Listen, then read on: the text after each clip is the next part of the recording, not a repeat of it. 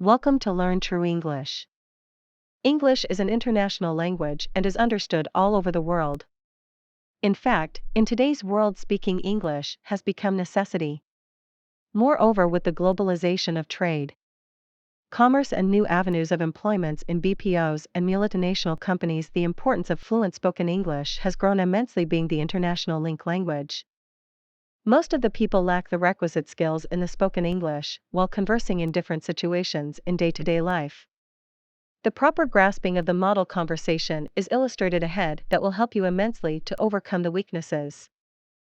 The objective of this session is to make you speak English without fear or hesitation and without any grammatical errors. Introducing yourself.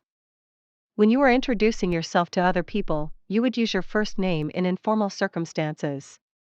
Now let us observe some examples of introducing yourself. Situation 1. Hello, my name is David. What's your name? Jenny. Where are you from, Jenny? I am from New Delhi. Where are you from? I am from Toronto. Are you Canadian? Yes, I am. Are you an Indian? Yes, I am.